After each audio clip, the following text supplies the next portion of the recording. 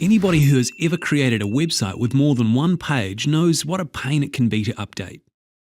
If you want to change the header of your site, for example, you might need to make changes to tens or even hundreds of pages.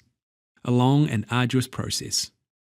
In this lesson, we take a look at simplifying navigation and other things with PHP Includes.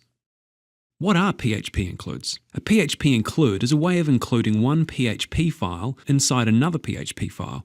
This means that you can keep certain parts of your site consistent across multiple pages, as well as only having to update one file to make the change across your entire website. How are these things useful? PHP includes are great for lots of things. All your pages might share a common header, for example. You might have some standard boilerplate text down the bottom of your page that is the same throughout your entire site. You can even use it for your AdSense boxes. Put the AdSense code into a separate file and then just include it in all your pages. For each of these things, if you need to update, for example, the header, all you have to do is edit the one header file, and every PHP file that is automatically including it will also update. Where PHP includes are really useful though, is in navigation, particularly for article sites where you might be adding articles all the time, and you want the navigation to display on all the pages. With a PHP include, all you need to do is add a link to your new article in one file, and it'll change the links on all of your pages. So, simplifying your navigation. Your site needs to be hosted on a server that supports PHP. Usually it will, but if you experience problem in getting this to work, you should check with your hosting provider. You need to know how to view and edit the HTML of your web page. And you can do this by opening your web pages in a text editor like Notepad, or by using the source view in Dreamweaver. Creating the navigation file. Open up one page of your website that has your navigation on it. Copy the navigation into a new HTML file. You'll probably want to do this in source view. Just grab all the HTML that comprises your navigation and paste it into a new file. If you're using an HTML editor like Dreamweaver, be sure to delete all the stuff that Dreamweaver puts into a new HTML document by default. This means the HTML head, body tags, etc.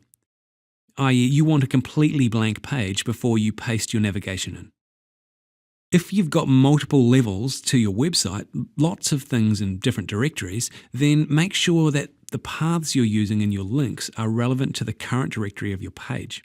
For instance, if you want to link from a page in your root directory to a page at your site.com/articles/greatarticle.html, delete the domain name part of your address so that it begins with a slash. In this case, your link would look like this. We have to do this because you're including the same file in a bunch of pages that are at different levels of your website. Now, save this new file as navigation.php. To keep it simple, we'll save the file in the same directory as the original file. Step 2. Inserting the navigation into your page. Okay, because you now have all this info in a separate file, you can delete the navigation from your first file. Be sure to only delete the stuff that you have duplicated in the second file though. Now, where the original code was, write this. And save your original page as index.php. Now this is important. Unless you do some fiddling in your htaccess file on your server, which is beyond the scope of this lesson, you'll have to save your pages as .php before they'll actually work. Step 3. Upload and testing your page. You probably won't be able to preview the page on your computer because it needs the PHP power of your web server to make it work. Sometimes Dreamweaver can do it, but you're often better off just uploading the page and seeing if it works. Be sure to upload both files and double check that you don't overwrite anything on your website, just in case it doesn't work. If everything has gone well, your page should look exactly the same as it did before, so it's probably not going to be impressive. However, the point is that your navigation is now being controlled from one file.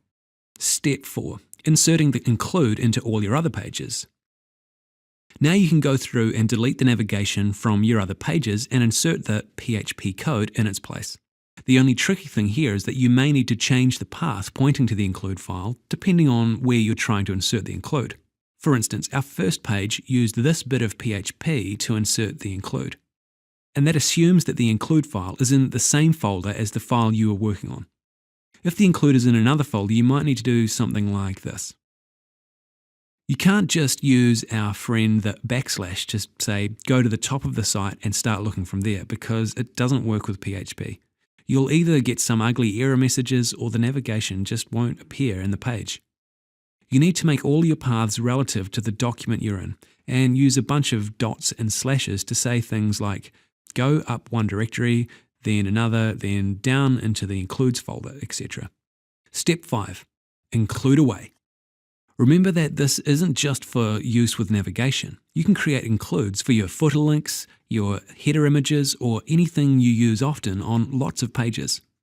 You can also include includes inside includes if you like. Hope that makes sense. Just don't let them become too unruly, or you'll be right back where you started. And time for today's lesson summary. In this lesson, we looked at using PHP Includes to make site maintenance easier.